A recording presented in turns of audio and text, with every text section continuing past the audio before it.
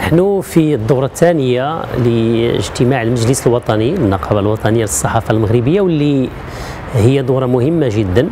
علما أن الدورة الأولى كتكون مباشرة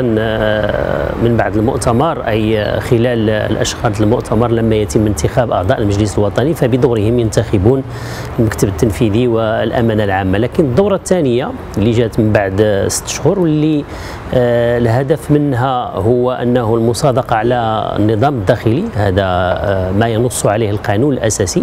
بالإضافة إلى مناقشة عدد آخر من القضايا، سواء الحصيلة ديال العمل المكتب التنفيذي أو برنامج النقابة أو غيره من القضايا اللي كتكون مطروحة. إذا لابد أن نسجل أولا الحضور الكثيف الأعضاء المجلس الوطني، لأنه الحضور وصل إلى 102 من أصل 132 اللي هما أعضاء في هذا المجلس. المسألة الثانية اللي لابد أن نسجلها أيضا هي المناقشات المهمة اللي رافقات تقرير المكتب التنفيذي، واللي كان تقرير شامل اللي قدم فيه رئيس النقابة واحد الحصيلة ديال العمل، بالإضافة إلى عدد آخر من المسؤولين على اللجان وعلى التنسيقيات وغيرها من هياكل النقابة. تمت المصادقة طبعا على هذا التقرير هذا من بعد المناقشة ديالو، المصادقة كذلك على التقرير المالي، وكنسجلوا أن المناقشات كانت عميقة جدا، وبأن عدد من الإشكالات طرحت، سواء التي تتعلق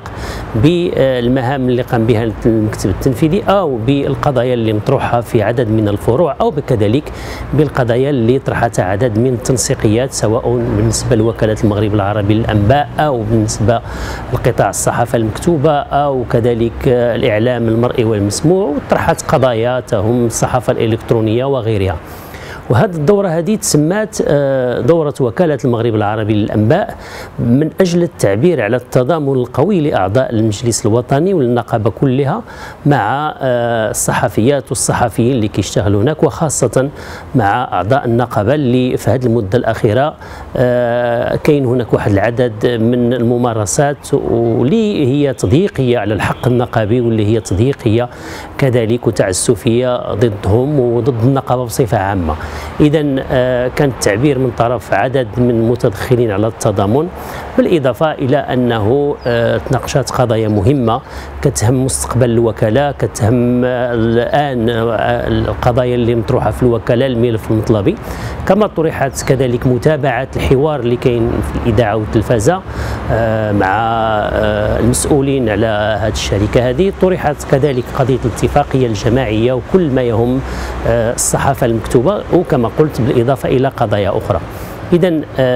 كانت النقطة المهمة في جدول الأعمال هي النظام الداخلي. هذه المسألة عندها أهمية كبيرة. لماذا؟ لأن النظام الداخلي هو اللي كيفصل في عدد من القضايا التي طرحت في القانون الأساسي، واللي تناقشت كذلك، تعرض المشروع واللي كان ثمرة ديال واحد العمل اللي قام به المكتب التنفيذي والأمانة العامة، والآن نقولوا بأن النقابة تتوفر على نظام داخلي تم تعديله وتحيينه انطلاقا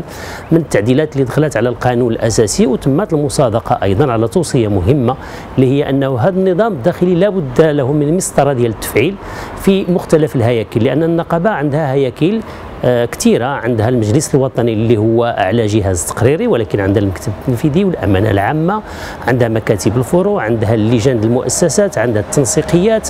إذا لا بد لهذه الهياكل بالإضافة إلى المنظمات الأخرى الموازية مثل جمعية الأعمال الاجتماعية، بيت الصحافة، لا بد أن ينظم العمل، ولا بد أن تكون هناك ديمقراطية داخلية، ولا بد لهذا العمل أن يكون منظما بنصوص وبقواعد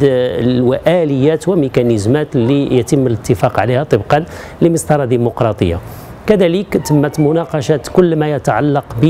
بمشاريع القوانين المطروحة في قضية الصحافة والنشر، المجلس الوطني، القانون الأساسي للصحفي المهني، علما على أنه كاين هناك مسودات اللي ماشي هذه المرة الأولى اللي كتناقشها النقابة، ولكن كان لابد من عرض هذه الملفات هذه على المجلس الوطني، وعلى شنو هي الآن التعديلات اللي قدمناها وشنو هي القضايا اللي لابد أن نواصل العمل فيها. ومن أهم النقاط كذلك اللي طرحت في جدول الأعمال هو برنامج النقابة السنوي، واللي هو كان حصيلة ديال واحد العدد الاقتراحات اللي جات من أعضاء المجلس الوطني، واللي تم تجميعها واللي تمت المصادقة عليها على أساس أن هذا البرنامج سيتم وضع جدولة زمنية بالإضافة إلى طرق التمويل، لأنه برنامج غادي يكون شامل سواء على الصعيد الوطني، على صعيد الفروع، على صعيد القطاعات، بموضوعات مهمة اللي لابد أن النقابة تكون عندها واحد الرؤية واضحة إلى أين تتجه وما هي القضايا الأساسية اللي مطروح عليها، ولا بد أن يكون هناك برنامج عمل.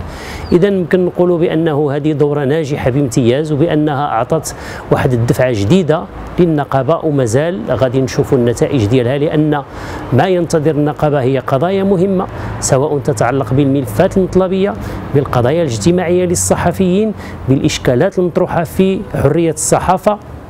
بقضايا النشر، بقضايا السمع، القضايا في المجال السمعي البصري، بحماية الصحفيين من الاعتداءات، بإشكالات أخرى مطروحة على الصعيد الوطني في تنظيم المهنة، مستقبل المهنة، بالإضافة طبعا إلى القضايا ديال النقابة اللي هي العلاقات الخارجية، الامتداد العربي، الامتداد العالمي، الامتداد الإفريقي. إذا هذه هي الحصيلة العامة اللي كانت هذه المناقشات، واللي طبعا غادي يصدر واحد البيان العام اللي غادي يحاول ما أمكن باش أنه يعطي المواقف الأساسية اللي تصدر عن هذا المجلس الوطني.